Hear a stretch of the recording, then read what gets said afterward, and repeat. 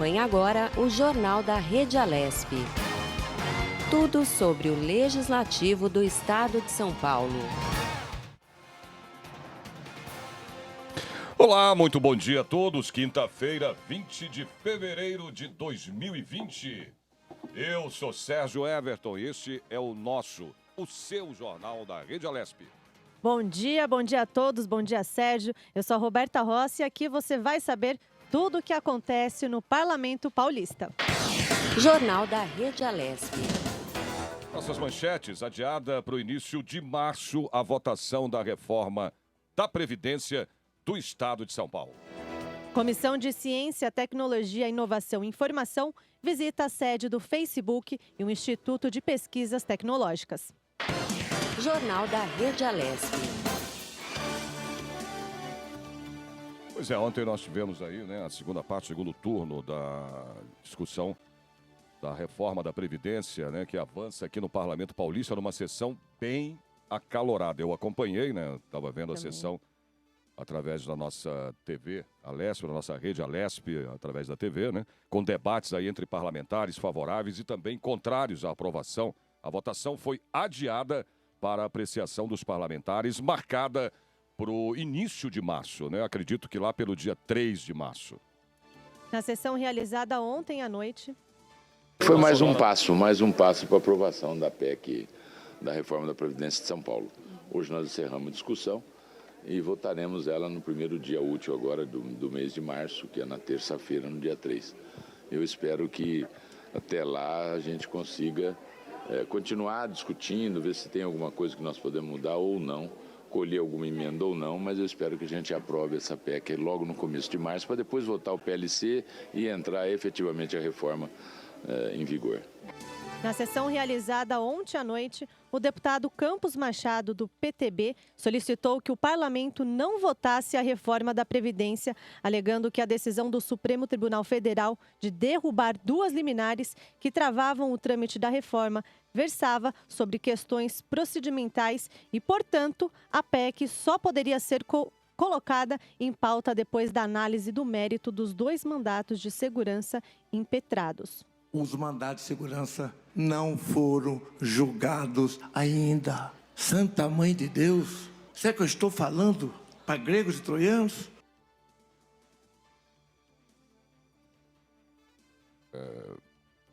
Não ouviu aí, não foi a sonora do Campos Machado. Vamos ver, você está no ponto aí. Foi a sonora do Campos Machado, foi. Certeza? Uhum. Bom, entre os principais pontos, a reforma da Previdência prevê a idade mínima para a aposentadoria dos servidores estaduais, que passa de 55 anos para 62 para mulheres e de 60 anos para 65 para os homens. O deputado Aprígio, do Podemos, criticou a reforma e falou que casos de corrupção são os responsáveis pelo rombo no INSS. De uns 30 anos para cá, aí começaram a falar que a Previdência estava ruim, que a Previdência talvez não ia aguentar muito tempo. Só que nós ouvimos, todos os brasileiros ouviram isso, há quadrilhas dentro do INSS, há funcionários encaminhados para o INSS, há uma cabine de emprego geral dentro do INSS. E com isso, o que aconteceu? Desfalcaram o dinheiro da Previdência, a Previdência talvez não consegue cumprir com o seu compromisso, e aí quem vai pagar essa conta hoje? Ninguém puniu, nem uma quadrilha que estava lá, ninguém fez nada para tentar preservar o nosso dinheiro, e hoje a situação é, quem vai pagar a conta? O trabalhador? A reforma suprime o recebimento de adicional por tempo de serviço e sexta parte por servidores remunerados por subsídio. Também veda a incorporação de vantagem de caráter temporário. O deputado César, do PSDB, falou sobre este tema. Na verdade, a sociedade civil já pagou o preço lá em Brasília. Então, agora chegou a hora dos servidores públicos colaborarem também. Não é só a sociedade civil que vai arcar com esse peso, Mesmo porque as prefeituras estão tendo problema, o governo está tendo problema de arrecadação. E você nota que o governador João Dória até que está sendo bem acessível a coisa, porque são 3%, está tirando regalias de quem era chefe, que podia se aposentar. Então, essas coisas têm que ser feitas para que o governo possa, num futuro próximo, ter dinheiro para bancar com as suas contas. Eu havia falado há pouco, né, que a voz ali não era na primeira sonora, na segunda sonora dessa matéria do Campos Machado, mas na verdade é do deputado Campos Machado. É que ele estava bastante afônico ontem, né, na sessão, com a voz bem, né, diferente, embargada, por isso que eu, pelo áudio, eu falei, acho que não é a voz do Campos Machado. Mas é verdade, ele estava bem afônico, inclusive uma voz até que pareceu meio afônico com um pouco de sotaque. Mas as palavras eram sim do deputado Campos Machado, do PTB. Bom, de acordo com a PEC, servidores que tenham aí ingressado no serviço público até o dia 31 de dezembro de 2003 vão receber a aposentadoria integral, completando a idade mínima de 62 anos, se for mulher, e de 65 para o homem, né? Os demais servidores devem receber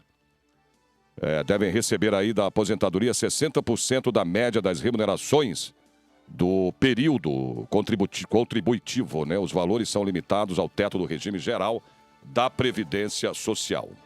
Eu acho péssimo, né? Para os funcionários, para os policiais também.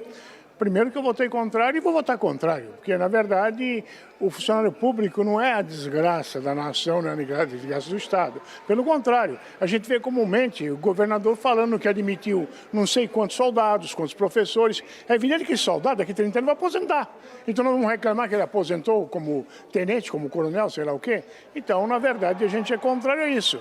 Temos que valorizar o funcionário público, né? Não simplesmente ficar taxando cada vez mais e depois fazendo um discurso que tem que contratar mais. Eu tenho a plena convicção que a reforma ela é necessária, ela é importante. O Estado hoje tem gastos importantes na área da educação, na área da saúde, principalmente, na área da segurança pública, que precisam receber recursos. E hoje a maior despesa do governo do Estado é com a Previdência, né? Nós estamos falando de cerca de 500 mil funcionários da ativa e 500 mil funcionários da inatividade, somando 1 milhão de pessoas. E praticamente metade do orçamento, né, mais da metade do orçamento, na verdade, é para cuidar da Previdência do Estado de São Paulo. 1 milhão de pessoas. E nós temos mais 43 milhões de pessoas que necessitam de investimentos. Então, é claro que a reforma ela é importante. Porém, nós temos que tomar cuidado para que o texto não seja um texto tão predatório, né? E que a gente possa minimizar os prejuízos e as dificuldades para os servidores públicos daqui para frente com a promulgação da PEC e, consequentemente, do futuro projeto de lei complementar.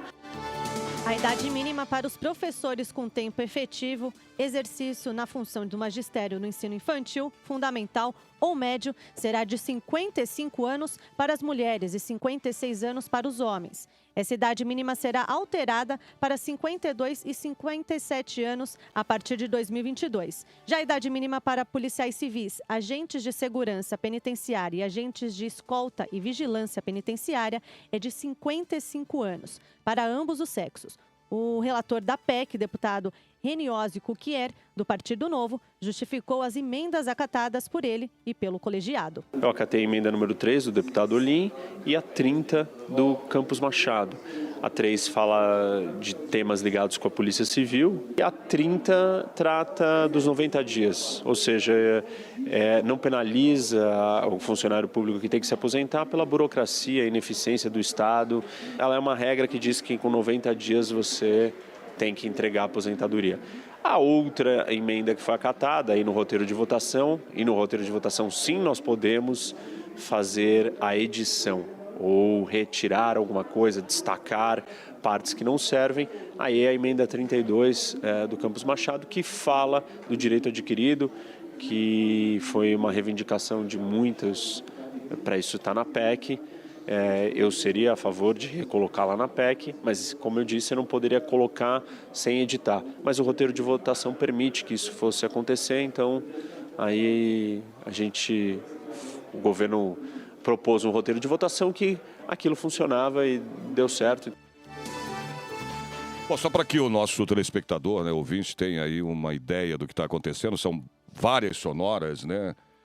Que vocês estão ouvindo dos deputados, mas na realidade isso é um acompanhamento, né, dentro do plenário, porque para ser aprovado, para ser votado, né, a PEC ou qualquer projeto, precisa ser discutido pelo mínimo no mínimo de 6 horas aí de discussão, né? Então, os deputados fazem o encaminhamento, né, do projeto, no caso aí a PEC, né, da reforma da Previdência. Por isso, todas essas sonoras de vários deputados que, né, encaminharam durante a sessão de ontem, dentro desse período aí de 6 horas, né? O líder da bancada do Partido dos Trabalhadores aqui na Assembleia Legislativa, o deputado Teonílio Barba, Teonílio Barba do PT, né? Ele disse que espera trabalhar junto aos parlamentares para evitar a aprovação da reforma da Previdência. É tempo a mais para nós da oposição podermos organizarmos, podermos visitar deputados, dialogar com os deputados, conversar com os deputados, dar tempo do movimento sindical ir na casa dos deputados, pedir para ele não votar, na região que o deputado mora. Entendeu? Então, nós temos um tempo aí que nos ajuda na mobilização, na organização.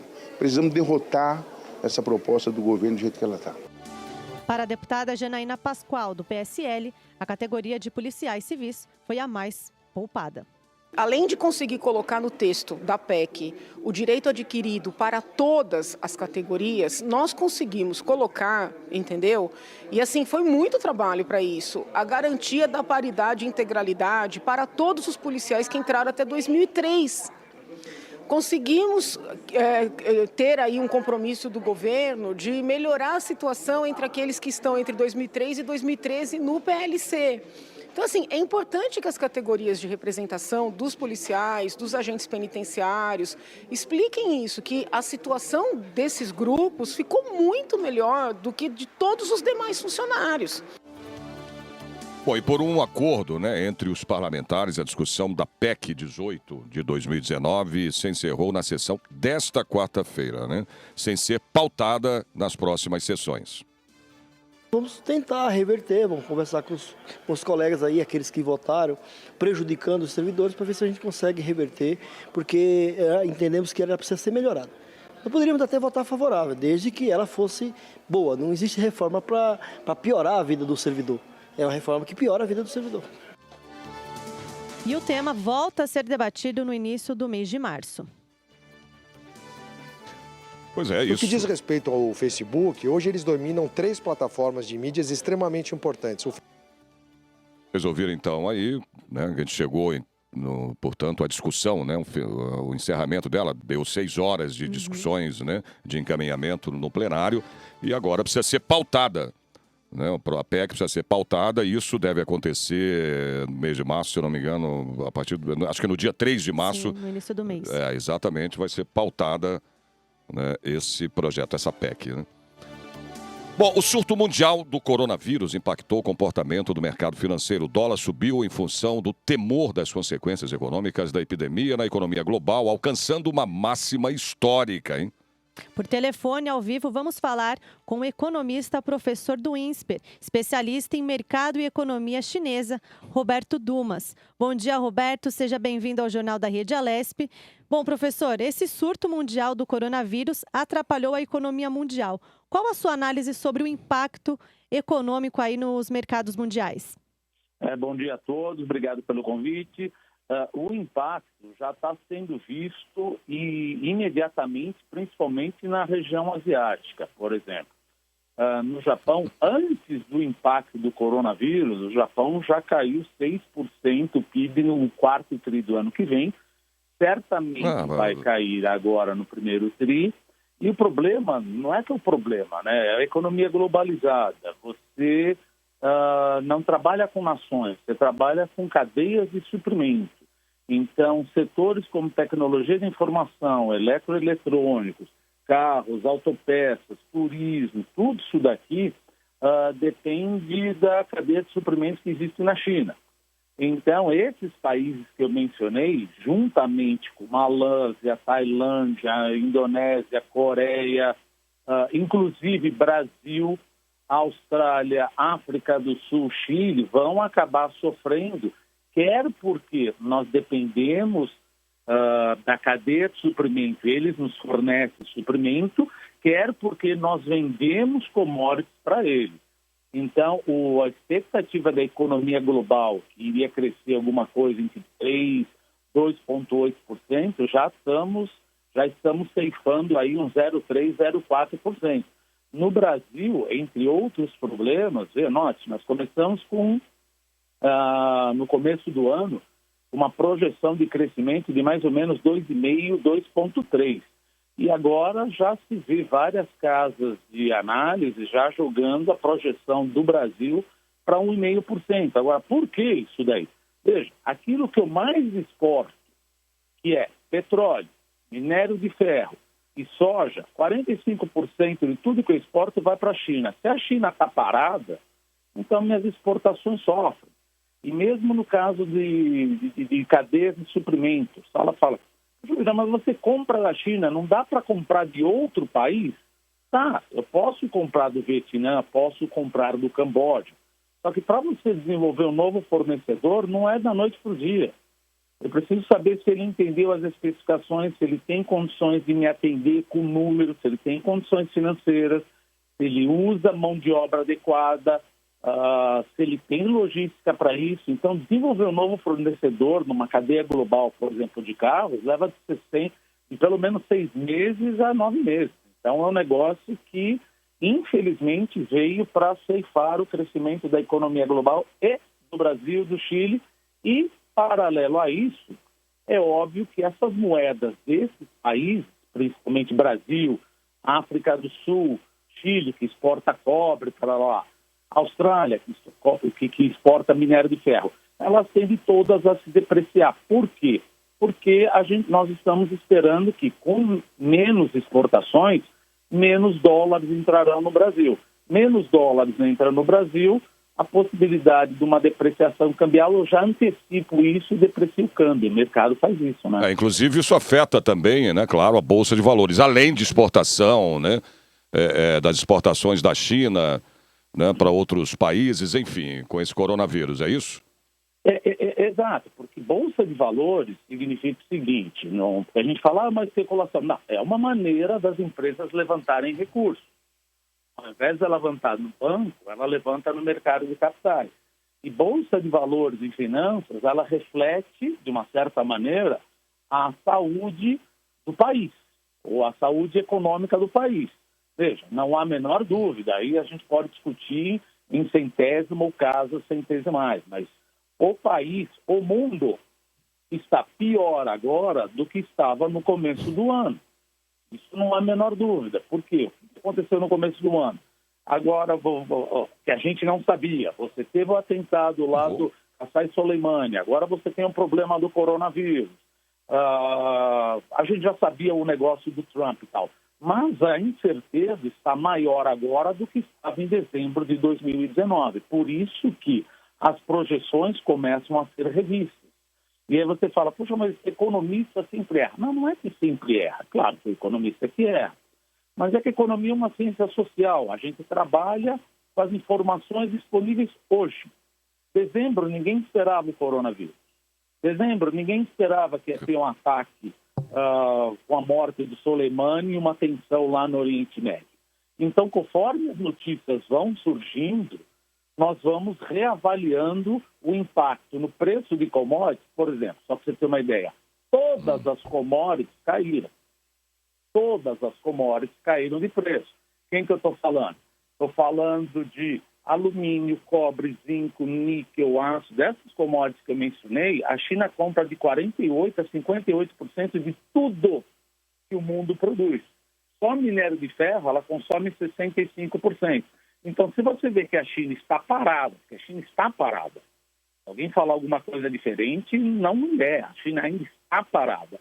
Consequentemente, espera-se que vai comprar menos desses minérios. Menos desses minérios, o preço desses minérios despencam e as empresas também siderúrgicas e que produzem ou que estão dentro da cadeia de suprimento de minério, etc., de commodities metálicas, acaba sendo impactado. E commodity agrícola também. O cenário não está bom. Nós começamos o ano com 2.750 infectados. Olha só como o negócio está terrível. Nós estamos agora com 75 mil infectados. Veja, e aí alguém fala, não, mas a vacina, veja, é importante distinguir uma coisa em economia, porque existe muita gente que torce. É óbvio que eu vou torcer. Não, mas a vacina vai sair em 2 meses. Não, a gente não sabe se a vacina vai sair em 2 meses, não sabemos se a vacina vai sair em 3 meses, não sabemos se a vacina vai sair em 8 meses. É óbvio que a gente torce. Quem está falando que a vacina Olha, vai sair em 8 meses... Tá professor, eu já ouvi falar em pelo menos, no mínimo, 1 ano para sair a... É importante que a gente ouça muito mais um infectologista sobre essa questão do que um economista. Porque o economista, ele utiliza como base uma premissa. Qual a premissa que a gente utiliza? Quanto tempo levou para a vacina da SARS, que foi em 2003? Veja, a SARS começou em janeiro de 2002 e a vacina surgiu em julho. Eu não sou infectologista, mas da onde que a gente pode afirmar categoricamente que a vacina virá em julho? Então, eu espero mais revisões ainda, infelizmente, não é questão disso ou daquilo, é um problema que vem lá de fora, mais revisões negativas para o mundo inteiro, não é questão do Brasil. Some-se aí também a economia dos Estados Unidos. E aí o que acontece? Por que o câmbio acaba depreciando? Veja, no momento de, não vou dizer uma crise, mas no momento de estresse, no momento de incerteza, os investidores fogem para onde? Para o Paraguai? Não. Para o Uruguai? Não. Para o Brasil? Não. Todo mundo foge para o dólar e para o ouro. A hora que você foge para o dólar e para o ouro, você vende as moedas de todos os países. Aí outro motivo da nossa moeda estar depreciando e o ouro não para de subir, porque é uma maneira de você se proteger dessas intempéries da economia global.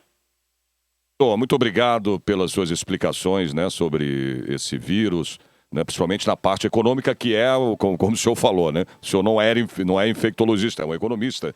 Mas, exatamente. A gente queria agradecer, então, a sua participação e quando tiver mais informações, estamos aqui ao seu dispor para trazê-las aqui para nós na nossa rádio Rede Alesp. Muito obrigado. Será um prazer. Muito obrigado. Muito obrigado pela sua participação. Muito bem, os deputados da Comissão de Ciência, Tecnologia, Inovação e Informação participaram de uma reunião extraordinária na sede do Facebook, na capital paulista.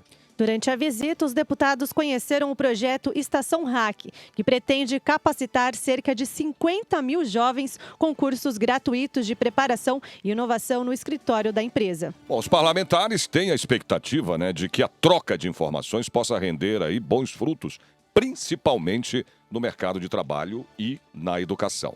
O deputado estadual Castelo Branco, do PSL, membro efetivo da comissão, destacou que a troca de experiências com uma empresa como o Facebook é muito importante para o Parlamento Paulista. No que diz respeito ao Facebook, hoje eles dominam 3 plataformas de mídias extremamente importantes. O Facebook, propriamente dito, o Instagram e o WhatsApp, que dispensa apresentações.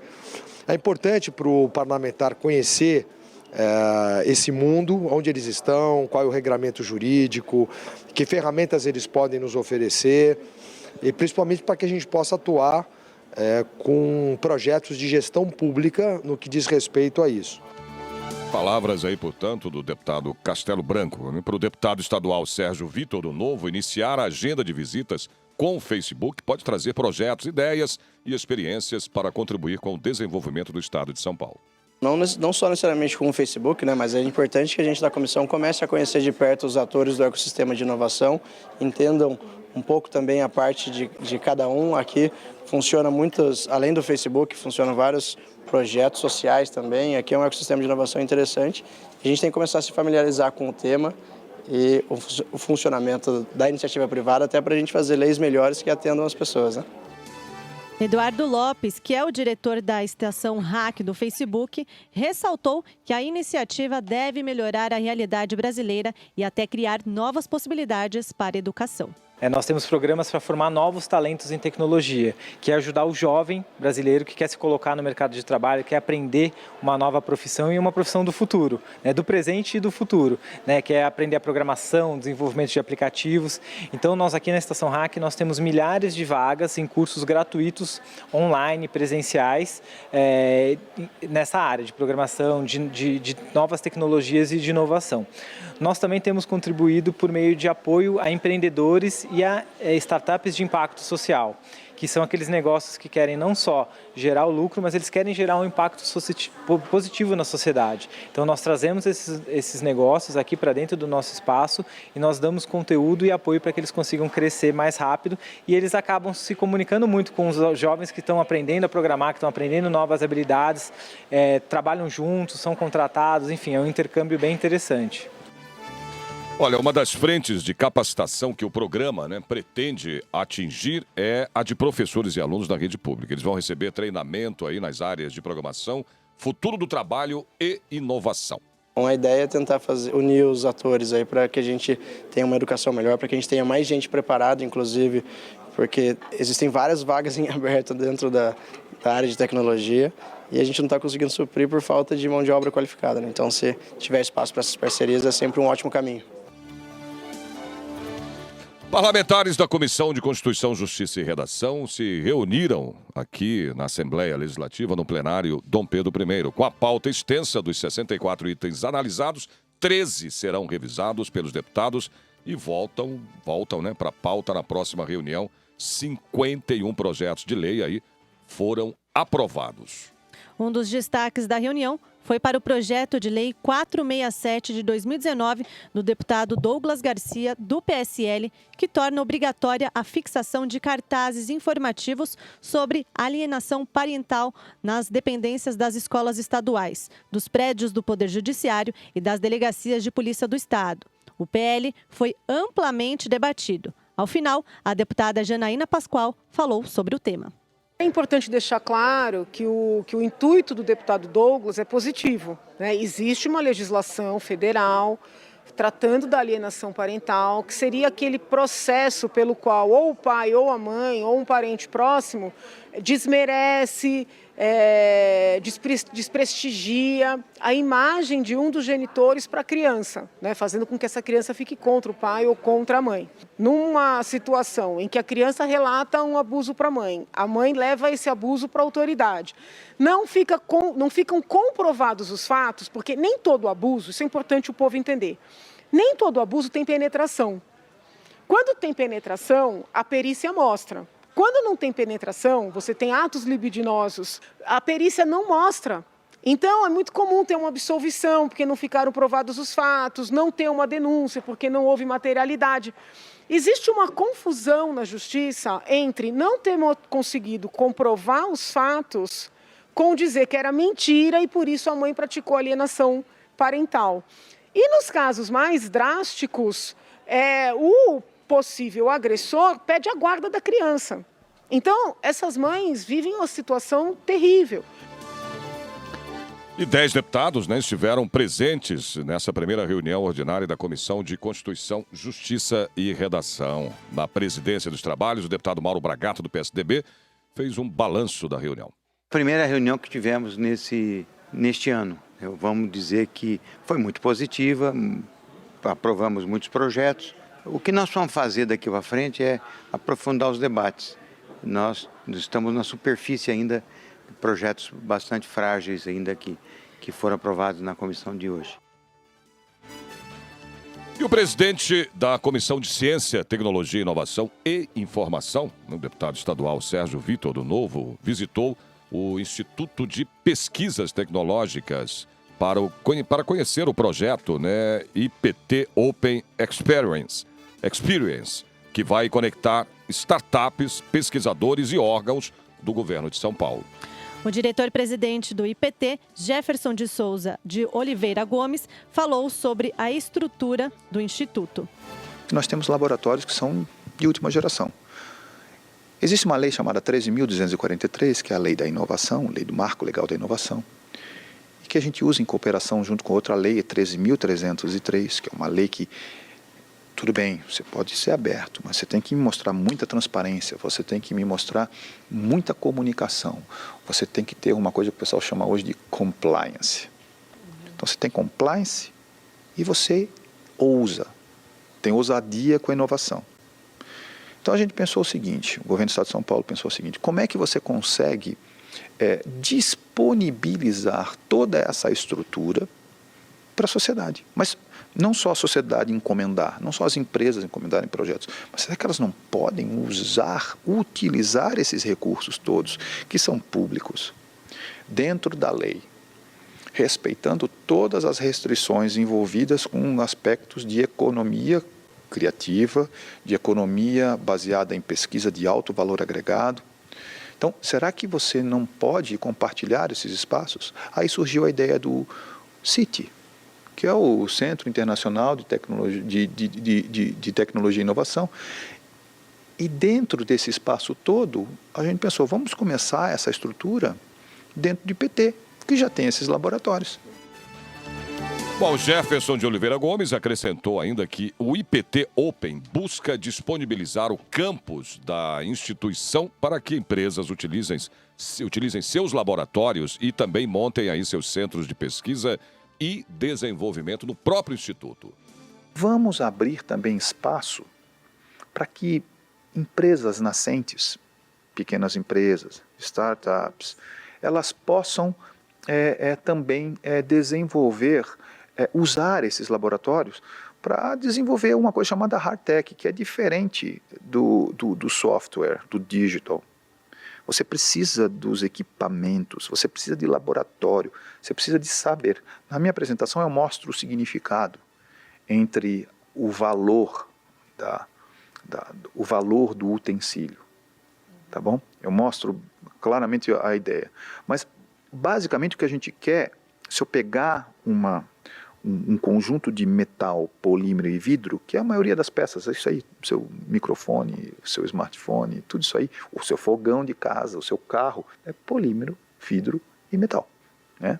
Se eu pegar todos esses três materiais e dividir certinho por massa, eu vou conseguir $5 o quilo dessa sucata. Só para referência, o fogão que você tem na sua casa, ele vale $8 o quilo. O automóvel que você veio dirigindo para cá, ele vale $15 o quilo. O automóvel mais caro do mundo vale $3.000 o quilo. O seu smartphone vale $3.000 o quilo. 65 sacos de soja vale um smartphone. Agora, um satélite vale $55.000 o quilo. Se eu pegar o satélite, o seu smartphone, o carro caro, o carro barato e o fogão e jogar num precipício, todos eles vão valer $5 o quilo. Portanto, inovação está na capacidade de um povo em desenvolver conhecimento tal, com competência técnica, e dessa competência técnica entender quais são as demandas da sociedade. Então a gente forma pessoas e utiliza o saber, utiliza as demandas da sociedade. O deputado estadual Sérgio Vitor do Novo destacou que é importante entender como o poder público se relaciona com a iniciativa privada, com o terceiro setor e com a sociedade civil organizada. A gente viu na apresentação como que isso está se dando, os desafios jurídicos, até porque esse é o primeiro modelo que está sendo realizado aqui no Brasil, então com certeza vão ter muitos desafios, a gente tem que aprender, e como legisladores para a comissão, o mais importante é a gente fazer leis que não atrapalhem o desenvolvimento, que dê segurança jurídica para quem está atuando e para que a gente não barre desenvolvimento de novas tecnologias, novas soluções. Então, estar inserido nisso aqui é importante para a gente, reforço sempre, ser legisladores melhores, né? Quando a gente tem tanta coisa, tanta tecnologia, tanto investimento feito, é importante que mais empresas possam utilizar. Às vezes tem laboratórios, equipamentos, recursos ociosos e tem que ter uma segurança jurídica para empresas compartilharem, mesmo sendo públicas e privadas. Ele falou bem, né, o .com e o .gov, para que a gente possa se relacionar sem maiores desafios jurídicos, porque isso no Brasil ainda é um tabu. Então esse compartilhamento é importante para a gente fazer o nosso investimento chegar mais longe. O subsecretário de Ciência, Tecnologia e Inovação da Secretaria de Desenvolvimento Econômico do Estado de São Paulo, Marcos Vinícius Souza, também falou sobre o assunto durante o evento. A gente tem muita responsabilidade nisso que o Jefferson falou, de transparência e de legalidade, porque a gente está sendo o primeiro no Brasil a usar o que a nova lei estabeleceu. Então, como pioneiros, a gente tem que tomar todo o cuidado, porque a gente vai servir de modelo depois. Isso já está acontecendo. A gente tem recebido muita demanda de outros órgãos públicos, de outros estados do país, para entender, e aqui é de São Paulo mesmo, para entender como é que a gente replica esse modelo que a gente está fazendo aqui para fora. Mas só foi permitido graças à lei de inovação que a gente está totalmente ancorado, e também a Lei de Inovação Paulista e Decreto Paulista de Inovação.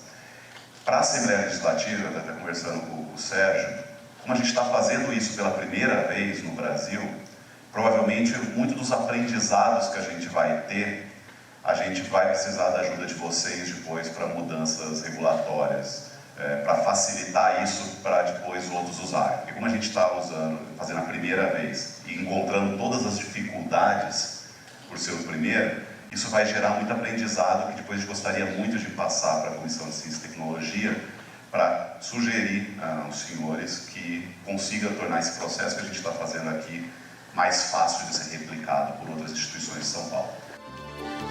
Bom, após a palestra, houve uma visita, né, às instalações dos laboratórios do Instituto, que é uma das maiores instituições de pesquisas no Brasil. Há mais de 120 anos, o IPT colabora para o processo de desenvolvimento do Brasil. Atualmente, o Instituto, dirigido por Jefferson de Oliveira Gomes, é vinculado à Secretaria de Desenvolvimento Econômico do Estado de São Paulo.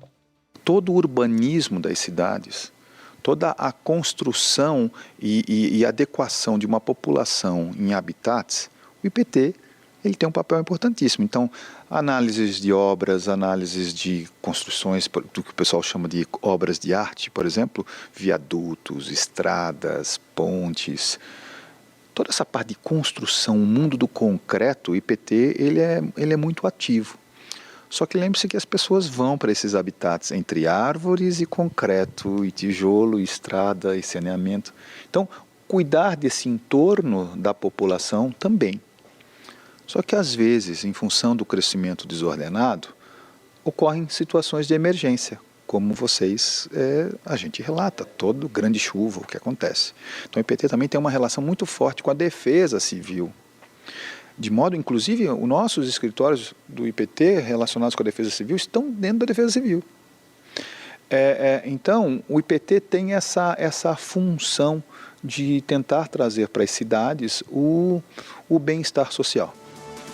E olha, Sérgio, eu estive lá ontem, né, acompanhando o deputado Sérgio Vitor, eu estive lá no IPT, e esse novo projeto deles, que é o IPT Open, né, ele tem essa questão de compartilhar os espaços ali do Instituto para que empresas coloquem ali suas ideias, suas tecnologias, para que a gente cresça aí, né, no Brasil com as tecnologias das nossas empresas aqui, né? Exato. Maravilha, né? Jornal da Rede Alesp. Quase que eu falo antes da sua, né, vinhetinha, da sua... Ele me pega às vezes, viu, no contrapé. Pá! Bom, chegamos ao final do nosso jornal aqui da Rede Alesp. Agradecimentos, né, claro, primeiro aos ouvintes, né, aos nossos telespectadores, e também aqui aos nossos colaboradores aqui, que sem eles, né, o jornal não vai para o ar. A sonoplastia aqui do José Cândido e Roberto Dias. A coordenação aqui da Rádio Alesp, Fabiola Altran. Diretor da Rede Alesp, o Gilberto Caracanha. Nossa diretora executiva da TV, Lilian Busato. Diretor de Comunicações da Assembleia Legislativa, Matheus Pérez Granato. Nosso querido chefe de redação aqui conosco, Rogério Pincelli. Editor responsável, Mauro Quadros. Web Imagens, hoje quem está lá é a Dani. É a Dani? Daniele. Produção, Fabiana do Urbano. Tá ali atrás. Tchauzinho, Fabiana. Deixa eu ver ali. Edição, Márcio Pedroso, Márcia Flores e a Mônica José. A apresentação, eu, Sérgio Everton.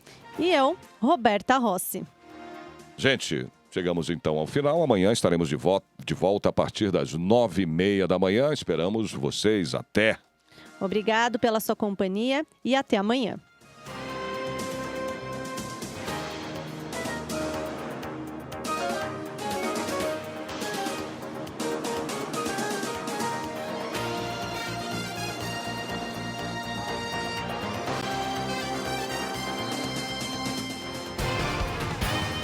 Você acompanhou o Jornal da Rede Alesp.